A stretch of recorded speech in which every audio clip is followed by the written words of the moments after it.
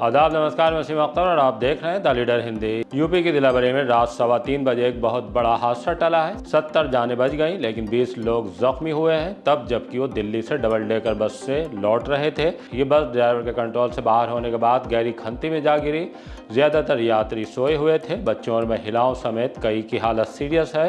Police महाराज जाकर उस street शीटर को पकड़ लाई है जो मनोना धाम के महंत को धमकाने की जुर्रत के बाद से फरार हो गया था। मॉर्निंग रेड से बिजली चोरी करने वालों में व्यापक खलबली मची है। 100 से ज़्यादा कनेक्शन काटकर 36 पर FIR दर्ज करा दी गई है। 10 जुलाई से सुभाष नगर की पुलिया 3 दिन के लिए ट्रैफिक को बंद रहेगी। सांप और कुत्तों ने कोहराम मचा दिया है। कुत्तों ने एक बच्ची को लहूलुहान किया तो सांपों ने 4 को डस लिया है। चोरी की बड़ी वारदात हुई है। झमाझम बारिश से राहत तो जल भराव से बाशिंदों के चेहरे पर शिकन दिखाई दी है। कमिश्नर हादसों में मौतें बढ़ने पर शाहजहांपुर और पीलीभीत के अफसरों से नाखुश हैं। 9 अगस्त को आला हजरत के कुल और कांवड़ यात्रा में जत्थों को सकुशल पास कराने की तैयारी में प्रशासन और पुलिस ने कमर कस ली है। VCBDA से मिले कोचिंग संचालक। खबरें और भी हैं, आइए सभी से रूबरू कराते हैं। रात 3:15 बजे बस पलटने से चीख पुकार। दिल्ली से लखीमपुर जा रही डबल डेकर बस में 50 से ज्यादा यात्री सवार थे। सीबीगंज में परधौली पर पेट्रोल पंप के पास अचानक ड्राइवर के कंट्रोल से बस बाहर हो गई, जाकर खेती में पलटी। हादसे के दौरान बस में सवार ज्यादातर यात्री सोए हुए थे। नींद में ही बहुत से लोग गंभीर रूप से घायल हो गए। चीख पुकार से हाईवे पर अफरा तफरी मच गई। किसी ने बस पलटी देख पुलिस को सूचना दी। थाना सीबीगंज से फोर्स मौके पर पहुंच गया। बस में फंसे यात्रियों को बाहर निकालने के प्रयास शुरू कर दिए। पुलिस के पहुंचने से पहले ही बहुत से लोग बस से बाहर भी आ चुके थे। एम्बुलेंस बुलाकर पुलिस ने घायलों को CHT, जिला अस्पताल और प्राइवेट हॉस्पिटल भिजवाया। उनमें कुछ लोगों को गंभीर चोट आई थी। ये पीलीभीत के पूरनपुर में शेरगढ़ के रहने वाले हैं। एक यात्री नेपाल का भी घायल हुआ है। हादसा फिलहाल ड्राइवर को झपकी आने के सबब होने की बात कही जा रही है। पहले आपको सुनवाते हैं कि जिला अस्पताल में पहुंचे घायलों ने हमें क्या जानकारी दी है। परवेज नाम है मेरा। कहाँ रहते हैं आप? मैं शेरपुर का रहने वाला हूँ, जिला पीलीभीत। घटना ये हुई थी कि हम लोग 7 बजे के करीब दिल्ली से चले थे और आराम से आ रहे थे। बरेली से पीछे एक ढाबे पे हम लोग रुके भी थे। बाद में आने के बाद में हम लोग सब सो रहे थे और अचानक में ये हादसा हो गया। क्या हुआ था? बस खाई में गिर गई है। कितने लोग थे परिवार के? हमारे परिवार के तो 4 मेंबर हैं हम लोग, और जिसमें हमारी सास है, हमारा बेटा है, हमारी वाइफ है। सबके चोटें लगी हैं। बाकी क्या के करने गए थे दिल्ली? हम अपने बेटे का इलाज करवाने के लिए लोकनायक हॉस्पिटल है वहाँ पे दिल्ली में, तो इसकी MRI की रिपोर्ट लेने के लिए गए थे। तो लौटते समय हादसा हुआ जाता? लौटते समय हुआ था। किस समय का हादसा है? ये 4 बजे के करीब का है। आज का? जी। तो सभी की चोट आई थी? आप ही की? सभी लोग हैं। टकराई नहीं है, क्योंकि अगर टकराती, जब हम लोग बाहर आए थे तो कुछ दिखा नहीं, खाई में आई है, एकदम खाई में गिर गई। एक हॉस्पिटल प्राइवेट है सनराइज, वहाँ भी एक कॉल आई थी। 17 लोग कुछ ज़्यादा बता रहे वहाँ पे। एक एम्बुलेंस में हम लोग यहाँ पे जो है कुछ आ गए थे। इनका CT स्कैन होने वाला है। उनको, ये हमारी सास हैं जी, और हमारे उनके सब ये चोटें हैं, पैरों में चोटें। हम लोग दबे हुए थे पूरे, इनके सर में लगी है और बेटे का जो है हाथ उखड़ गया, ये पूरा हाथ। गाड़ी है पलटी है, क्या हुआ? वो पलटी है। CO सेकंड अंजनी कुमार तिवारी ने सभी 20 घायलों के बारे में जानकारी दी है। उनका कहना है कि सीबीगंज थाने के स्तर से इस मामले में कानूनी कार्रवाई की जाएगी।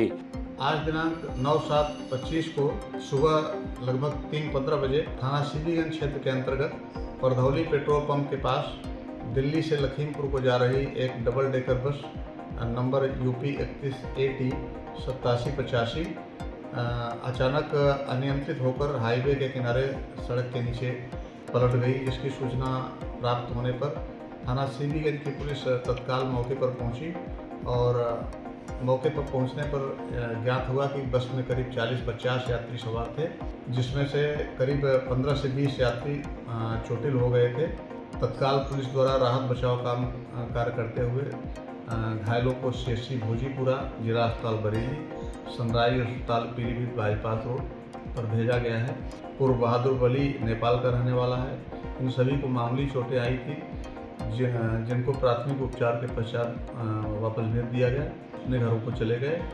तथा एक बच्चा है फैज पुत्र मोहम्मद परवेज 1 साल का, जिसके हाथ में फ्रैक्चर है, और एक महिला सलमा पत्नी मोहम्मद सादिक 40 वर्ष, जिसके सिर में चोट है।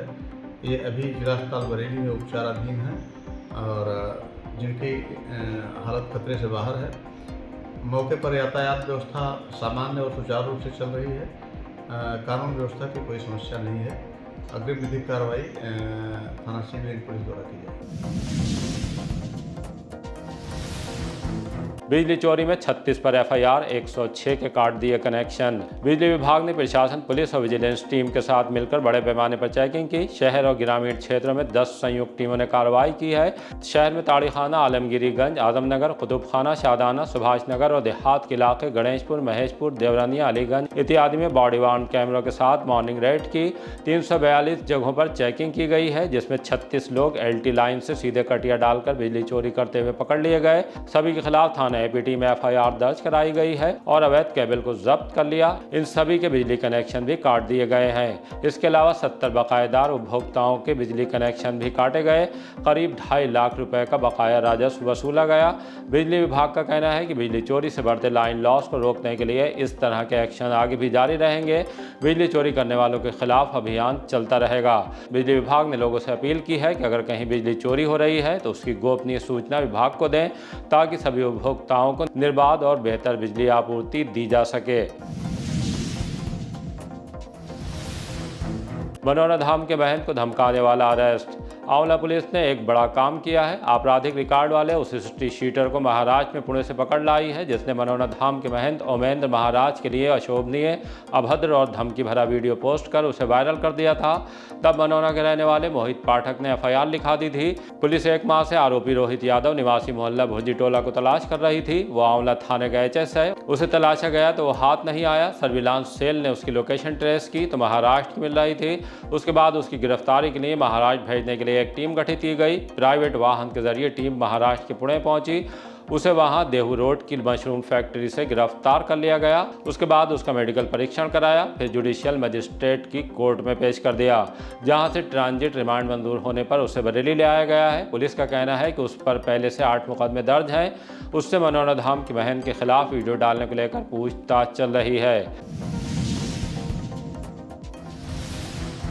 सुभाष नगर की अंधी पुलिया 3 दिन को बंद। बड़ी आबादी के गुजरने में इस्तेमाल होने वाली सुभाष नगर की अंधी रेलवे पुलिया 3 दिन ट्रैफिक के लिए बंद रहेगी। यहां से 10 जुलाई को वाहन निकलना बंद हो जाएंगे। ऐसा सुबह 7 बजे से 13 जुलाई को रात 8 बजे तक रहेगा। इसे लेकर एसपी ट्रैफिक मोहम्मद अकमल खान की तरफ से रूट डाइवर्जन प्लान लागू कर दिया गया है। उन्होंने बताया कि 3 दिन सुभाष नगर से शहर की ओर आने वाले सभी वाहन वाजपेयी ढाल, सुभाष नगर, चुंगी, बदायूं रोड से चौपला पुल से होकर जा सकेंगे। जंक्शन तिराहा कचहरी की तरफ से सुभाष नगर को जाने वाले वाहन थाना सुभाष नगर के सामने मॉल रोड होते हुए चौपला पुल से अपने अपने गंतव्य को जाएंगे। आमजन से उन्होंने अपील की है कि अंधी पुलिया के रास्ते के बजाय वैकल्पिक मार्गों का प्रयोग करें और असुविधा से बचें। वीसीबीडीए से मिले कोचिंग संचालक। लखनऊ अग्निकांड के बाद कोचिंग संस्थानों पर अपने जिले में बड़ी कार्रवाई अमल में लाई गई थी। बहुत से कोचिंग संस्थान सील कर दिए गए। इसे लेकर कोचिंग एसोसिएशन के पदाधिकारी और इससे जुड़े लोग वीसीबीडी सौम्या पांडे से मिले। कहा कि छात्र छात्राओं की सुरक्षा को लेकर पूरी तरह संजीदा और तत्पर हैं, लेकिन अचानक जिस तरह की कार्रवाई शुरू की गई उससे अत्यधिक असुविधा और मानसिक तनाव का सामना करना पड़ा। मांग की कि मानकों के बारे में जानकारी के साथ उन्हें पूरा करने के लिए पर्याप्त समय भी दिया जाए। जिन पर कार्रवाई की गई है उन कोचिंग संस्थानों पर सहानुभूतिपूर्वक पुनर्विचार किया जाए। एसोसिएशन के अध्यक्ष अमित गुप्ता और सचिव सैयद जसीम ने बताया कि वीसीबीडी ने इस संबंध में जल्द मीटिंग का आश्वासन दिया है। दिल्ली जाने पर घर में हो गई लाखों की चोरी। थाना फतेहगंज पश्चिमी के खड़गपुर में रहने वाले मनोज कुमार किसी काम से दिल्ली गए हुए थे। घर में उनके माता पिता अकेले थे। रात में चोरों ने बड़ी वारदात अंजाम दे डाली। कमरे में रखी अलमारी का ताला तोड़कर लाखों के जेवरात और नकदी ले गए हैं। मनोज का कहना है कि अलमारी में करीब 8 लाख के सोने चांदी के जेवर और 10,000 रुपए की नकदी थी, जो गायब है। इसके बाद चोरों ने खड़गपुर में ही धनपाल के मकान को निशाना बनाया। यहाँ से चोर 1.5 लाख के जेवर ले गए हैं। सूचना मिलने के बाद पुलिस ने दोनों घरों का जायजा लिया और अब चोरों की तलाश शुरू कर दी है। झमाझम बारिश से राहत, जल भराव से मुश्किल। गुज़रे 24 घंटे में करीब 31.4 मिलीमीटर बारिश हुई है। मौसम विभाग ने अगले 2 दिन के लिए ऑरेंज अलर्ट जारी किया है। सबसे ज़्यादा बारिश पहाड़ से सटी बहेड़ी तहसील में 28 मिलीमीटर हुई है। इससे गर्मी से परेशान लोगों के चेहरे पर सुकून दिखाई दे रहा है, लेकिन जलभराव बहुत से इलाकों में हुआ है। वहां रहने वालों के लिए बारिश राहत के साथ परेशानी का सबब बन गई है। निचले इलाकों के साथ कई पॉश कॉलोनियां भी जलभराव की चपेट में हैं। हमेशा की तरह सबसे ज़्यादा पानी टक्कर की पुलिया से दरगाह आला हज़रत की तरफ आने वाले रास्ते पर भरा है। ऐसे ही नौवेला मस्जिद मार्ग पर भी जलभराव से लोगों को दिक्कत का सामना करना पड़ा। रोडवेज से लेकर सिटी स्टेशन तक सड़क पर पानी दिखाई दिया है। इसे लेकर लोगों का क्या कहना है, आइए आपको सुनवाते हैं। मैं सलीम अहमद साबरी ग्रामीण मार्केटिंग मेरी दुकान है और यहाँ नाले का जो निर्माण हुआ था वो आधा अधूरा हुआ है और उसका ना कोई निकासी है ना कोई। नौमेला मस्जिद के आगे सारा पानी होता है। अगर जुमे को पानी भर जाए तो वहाँ नमाजी को इतनी परेशानी होती है कि आधे घुटनों तक पानी भर जाता है। अभी भी आप देखें पोजीशन ये है कि घुटनों तक पानी भरा हुआ है और निकलने वालों को, दुकानदारों को और बहुत ज़्यादा परेशानी है। कमिश्नर ब्लैक स्पॉट और ओवर स्पीड पर सख्त। सड़क दुर्घटनाओं को कम करने के लिए कमिश्नर भूपेंद्र एस चौधरी की अध्यक्षता में मंडलीय सड़क सुरक्षा समिति की बैठक आयोजित की गई।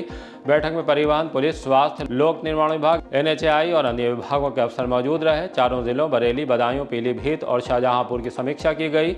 सामने आया कि बरेली में सड़क हादसों में होने वाली मौतों में 7.17% और बदायूं में 10.55% की कमी आई है। वहीं पीलीभीत में 3.50% और शाहजहांपुर में 25.51% की बढ़ोतरी दर्ज की गई।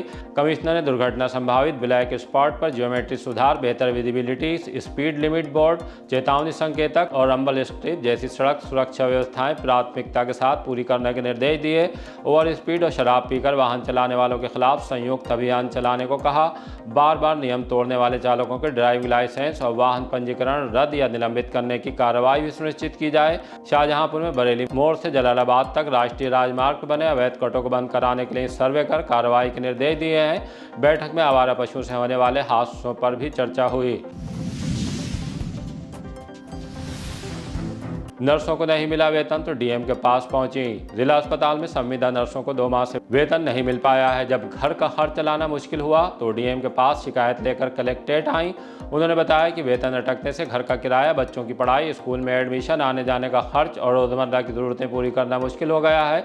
उनका कहना था कि हम में से कई नर्सें किराए के मकान में रहती हैं, जबकि कुछ दूर दराज के इलाकों से किराए के वाहनों से जिला अस्पताल ड्यूटी के लिए आती हैं। वेतन नहीं मिलने से काफ़ी दिक्कत का सामना कर रही हैं। सीएम और CMS को अवगत करा चुकी हैं, लेकिन अब तक कोई समाधान नहीं निकला। चेतावनी दी कि अगर शीघ्र वेतन भुगतान नहीं हुआ तो फिर कड़े आंदोलनात्मक कदम उठाए जाएंगे। चलती ट्रेन से गिरकर एक हाथ और पैर कटा। जंक्शन के पास चलती ट्रेन से गिरकर गोरखपुर के रहने वाले युवक का सीधा हाथ और पैर कट गया। पुलिस ने उसे एम्बुलेंस की मदद से जिला अस्पताल में भर्ती कराया है, जहां उसका इलाज चल रहा है। गोरखपुर के थाना बेलाघाट के रहने वाले पट्टू 25 साल ने बताया कि वो अम्बाला से गोरखपुर लौट रहे थे। जब ट्रेन बरेली जंक्शन के पास पहुंची थी तो उसी वक्त वो पेशाब करने के लिए उठे थे। ट्रेन के दरवाजे के पास अचानक पैर फिसल गया और वो चलती ट्रेन से नीचे आ गिरे। टॉयलेट के लिए जाते वक्त सांप ने काटा। भोजीपुरा थाना के गांव अटापट्टी जुनूबी में तड़के टॉयलेट के लिए जाते वक्त एक शख्स को सांप ने काट लिया। उनकी हालत बिगड़ने पर परिजन उन्हें इलाज के लिए जिला अस्पताल ले आए। मोहनलाल 50 साल ने बताया कि 3 बजे वो घर में टॉयलेट करने के लिए जा रहे थे। इसी दौरान अंधेरे में अचानक जहरीले सांप ने उनके पैर में काट लिया। पहले तो उन्हें मामूली दर्द महसूस हुआ, लेकिन कुछ ही देर में हालत बिगड़ने लगी। पैर में तेज जलन हुई और शरीर में घबराहट होने लगी। डॉक्टरों ने उनकी हालत स्थिर बताई है। बारिश के मौसम में अचानक सांपों के काटने की घटनाएं बढ़ गई हैं। ऐसे में बेहद सतर्क रहने की जरूरत है, खास तौर से अंधेरे में। फतेहगंज पश्चिमी के गांव उनासी में भी 11 साल की भावना पुत्री जयपाल को घर में सोते वक्त सांप ने काट लिया। उसे जिला अस्पताल में भर्ती कराया है। भुता के गांव बिधौली में खेत पर जा रहे सुनील 35 साल को मेड़ के पास बैठे सांप ने काटा है। 3 साल की बच्ची पर कुत्तों का हमला। बहेड़ी थाने के मोहल्ला मलूकपुर में कुत्तों के झुंड ने अपने घर से दूसरे घर में खेलने के लिए जा रही 3 साल की बच्ची पर हमला बोल दिया। चीखों की आवाज़ पर उसे बचाने के लिए लोग दौड़ आए। जब तक वो कुत्तों को भगाते, वो उपासना गंगवार के चेहरे पर गहरा घाव बना चुके थे। उसके चाचा ने जिला अस्पताल में बताया गुरुवार सुबह उपासना को घर से बाहर कुत्तों ने जमीन पर गिराकर बुरी तरह से काटना शुरू कर दिया। उसकी हालत चिंताजनक बनी हुई है। इस घटना के बाद मोहल्ले के लोग गुस्से में हैं। नौकरी के नाम पर ठगी में पूर्व पार्षद गिरफ्तार। कैंटोनमेंट बोर्ड में नौकरी दिलाने के नाम पर करीब 7 लाख रुपए की ठगी में कोतवाली पुलिस ने एक पूर्व पार्षद को गिरफ्तार किया है। उसके खिलाफ सिविल लाइंस में शीश महल के रहने वाले डॉर्विन डेविड ने 1.5 साल पहले एसएसपी अनुराग आर्य से शिकायत की थी। बताया था कि कैंटोनमेंट बोर्ड के पूर्व पार्षद एडमिन हरमन ने खुद को प्रभावशाली शख्स बताते हुए उन्हें और उनके भाई किलाई फ्रांसिस डेविड को नौकरी लगवाने का झांसा दिया। सितंबर 2024 के दौरान अलग अलग तारीखों में उनसे करीब 6,50,000 रुपए ले लिए। इसमें से 50,000 रुपए हरमन के बेटे आशीष हरमन के बैंक खाते में ऑनलाइन ट्रांसफर किए गए थे। उसके बाद नियुक्ति पत्र देकर ज्वाइन करने के लिए भेज दिया। जब कैंटोनमेंट बोर्ड कार्यालय पहुंचे तो अधिकारियों ने नियुक्ति पत्र को जांच में फर्जी बताया। नकली हस्ताक्षर और जाली मुहर का इस्तेमाल किया गया था। रुपए वापस मांगे तो लौटाए नहीं। पुलिस का कहना है कि पूर्व पार्षद के बेटे को भी गिरफ्तार करने के प्रयास किए जा रहे हैं। साइबर फ्रॉड में 3 को किया गिरफ्तार। असम, कर्नाटक और केरल में किए गए साइबर ठगी से 10 लाख रुपए बैंक खातों में ट्रांसफर करके निकाल लिए गए थे। इस सिलसिले में कैंट थाने पर 2 और 1 मामला बेथरी चैनपुर में दर्ज किया गया। इसके बाद साइबर सेल, साइबर थाने और पुलिस ने संयुक्त रूप से 3 को गिरफ्तार किया है। इनमें एक का नाम प्रशांत सिंह, दूसरा विवेक जोशी और तीसरा रजऊ परसपुर का रहने वाला अंकुश शर्मा है। इन सभी पर एनसीआरपी पोर्टल पर साइबर फ्रॉड के संबंध में 7 शिकायतें दर्ज हैं। पुलिस अब इन्हें कोर्ट में पेश किए जाने की तैयारी कर रही है। खुराफाती ने तोड़ दिए धार्मिक स्थल के कैमरे। फतेहगंज पश्चिमी कस्बे के मोहल्ला अंसारी स्थित धार्मिक स्थल में लगे सीसीटीवी कैमरे को तोड़ने का मामला सामने आया है। इसके लिए थाने में तहरीर दी गई है। कहा है कि 7 जुलाई को करीब 7:15 बजे सीसीटीवी कैमरे को तोड़ने की कोशिश की गई। पुलिस को एक युवक का नाम भी बताया है। उसके बारे में जानकारी दी है कि वह आए दिन इस तरह की खुराफात करता रहता है। पुलिस मामला संज्ञान में आने के बाद मौके पर पहुंच गई थी। अब मोइन उर्फ गुड्डू गुल को तलाश कर रही है। कलेक्ट्रेट में उर्स रज़वी को लेकर बैठक। आज से ठीक 1 माह बाद 9 अगस्त को फाजिल बरेलवी इमाम अहमद रज़ा खान आला हज़रत के 108वें कुल की महफिल मुख्य रूप से इस्लामी इंटर कॉलेज के मैदान में सजेगी। साथ में इस्लामिक स्टडी सेंटर मदरसा जामियतुर रज़ा मथुरापुर तक ज़ायरीन का हजूम दिखेगा। ये वो आयोजन है जिसमें शिरकत के लिए देश के साथ विदेश से भी बड़ी तादाद में ज़ायरीन शिरकत के लिए पहुँचते हैं। कुल की महफिल का आगाज़ सुबह 11 बजे हो जाता है। दोपहर 2:38 पर कुल शुरू होता है। दुआ वगैरह के बाद दोपहर 3 बजे के बाद महफिल मुकम्मल हो जाती है। उसके बाद ज़ायरीन जिस तरह से आते हैं वैसे ही अपने अपने माध्यमों से वापस जाने लगते हैं। उस भीड़ को पास होने में अच्छा खासा वक्त लगता है। आला हज़रत के कुल की महफिल इतवार यानी रविवार को होगी। तब शिव भक्तों के जत्थे कांवड़ लेने के लिए रामगंगा के कचला घाट इत्यादि के लिए रवाना होंगे। एक तरफ कांवड़ यात्रा में जत्थे तो दूसरी तरफ आला हज़रत के दीवानों का रैला दिखेगा। तब सौहार्द की बारिश कैसे होगी उसके लिए कलेक्ट्रेट में खाका खींचा गया। डीएम अविनाश सिंह, एसएसपी अनुराग आर्य ने साफ किया कि दोनों आयोजन परंपरागत तरीके से होंगे। इंतजाम को लेकर पहले दरगाह आला हज़रत के सजादा नशीन मुफ्ती मोहम्मद एहसन रज़ा कादरी एहसन मियाँ के प्रतिनिधिमंडल से बात की गई। सभी बिंदु रखे गए। इस्लामी इंटर कॉलेज मैदान से लेकर दरगाह आला हज़रत तक साफ सफाई, सुरक्षा और ट्रैफिक व्यवस्था पर बात हुई। बारिश के मद्देनज़र जलभराव की समस्या के समाधान के लिए प्रभावी कदम उठाने पर जोर दिया है। डीएम की तरफ से यकीन दिलाया गया कि पहले जिस तरह से उर्स में काम कराए जाते रहे हैं इस बार भी होंगे। व्यवस्थाएं पहले से बेहतर रहेंगी। नगर आयुक्त संजीव कुमार मौर्य और एसपी सिटी मानुष पारिक के साथ दूसरे विभागों के अफसर भी मीटिंग में मौजूद रहे। दरगाह की तरफ से मुफ्ती सैयद मोहम्मद कफील हाशमी, हाजी जावेद खान, अजमल नूरी, परवेज़ नूरी, शाहिद नूरी, औरंगजेब नूरी, शान रज़ा, मंजूर रज़ा, ताहिर अलवी इत्यादि मौजूद रहे। दरगाह के मीडिया प्रभारी नासिर कुरैशी ने बताया कि तमाम मुद्दे प्रशासन के सामने रखे गए जिस पर प्रभावी कार्रवाई का आश्वासन मिला है। इसके बाद दरगाह ताजुश्शरिया के सजादा नशीन कादी हिंदुस्तान मुफ्ती मोहम्मद अज़द रज़ा खान कादरी अज़द मियाँ के प्रतिनिधिमंडल ने जामियतुर रज़ा में 3 दिन होने वाले उर्स की जानकारी दी। ट्रैफिक व्यवस्था के साथ नगर निगम के कामों पर बात हुई। शराबबंदी की मांग रखी। इस दौरान मुफ्ती इंतजार अहमद कादरी, हाफिज इकराम खान, डॉक्टर मेहंदी हसन, पार्षद शमीम अहमद, जमात अदाए मुस्तफ़ा के पूर्व मीडिया प्रभारी समरान खान इत्यादि मौजूद रहे। सुनवाते हैं कि मीटिंग के बाद इन्होंने क्या जानकारी दी। मुफ्ती इंतजार अहमद कादरी, जमात रज़ाए मुस्तफ़ा कोर कमेटी का रुकन हूँ मैं। यहाँ जिस सिलसिले में मीटिंग हुई थी वो सारे लोगों ने आपको बता ही दिया। इसमें ख़ास तरीके से हमने डिमांड की है कि उर्से हुजूर मुफ्ती आज़म हिंद का कुल जो होता है रात में, और दूसरे दिन सैयदना आला हज़रत फाजिल बरेलवी का जो कुल होता है, इस बीच में शराब की दुकानों पर पाबंदी लगाई जाए, उनको बंद रखा जाए ताकि बाहर से आने वाले लोगों को किसी किस्म की परेशानी का सामना न करना पड़े। और उसमें सबसे अहम बात यह है कि कांवड़ यात्रा भी शुरू हो रही है और उनका सोमवार भी पड़ रहा है। और इधर पुल की तारीख भी एक दिन पहले है, तो आपसी कोऑर्डिनेशन के ज़रिए कोशिश की जा रही है कि कोई बेहतर इसका हल निकले, ताकि दोनों फरीकों को, दोनों लोगों को किसी किस्म की दिक्कत का सामना न करना पड़े।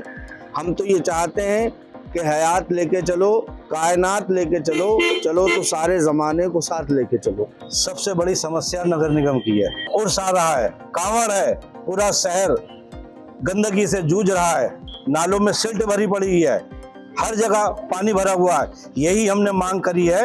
नगर आयुक्त जी भी मौजूद थे, जिलाधिकारी जी मौजूद थे, उनके समक्ष हमने मांग करी है कि बरसे ये उर्स से और कांवड़ के मौके को देखते हुए ये नाले की सफाई, सबसे पहले नाले की सफाई के, पानी न भरे और हमारे कांवड़ भाई और जो लोग आ रहे हैं जारी ना, उन्हें कोई भी परेशानी ना हो, नगर निगम अपना बखूबी काम करे। बैठक में डीएम ने कहा कि दरगाह की ओर से जो भी वॉलंटियर लगाए जाएं, उन्हें आईडी कार्ड जरूर मुहैया कराए जाएं, पूर्व की तरह ही तय स्थानों पर पार्किंग बनाई जाए, सोशल मीडिया पर भ्रामक सूचनाएं कतई न फैलाई जाएं और वेस्ट डिस्पोजल की बेहतर व्यवस्था रखी जाए। आग से बचाव के इंतजाम भी चाक चौबंद रहना चाहिए। बहरहाल प्रशासन अब से पहले तमाम बड़े आयोजनों को सकुशल संपन्न करा चुका है। इस बार भी तैयारी है कि उर्स और कांवड़ यात्रा से जिले के सौहार्द को और मजबूती दिलाई जा सके, उसे सामने रखते हुए अमले को अभी से अलर्ट कर दिया गया है। इसी तरह की ताज़ा अपडेट जानने के लिए देखते रहिए द लीडर हिंदी। विदा लेने से पहले हमारी आपसे गुजारिश है कि हमारी रिपोर्टिंग पसंद आ रही है तो खबरों को शेयर कीजिए और हमारे चैनल को सब्सक्राइब करके हमारा हौसला ज़रूर बढ़ाइए।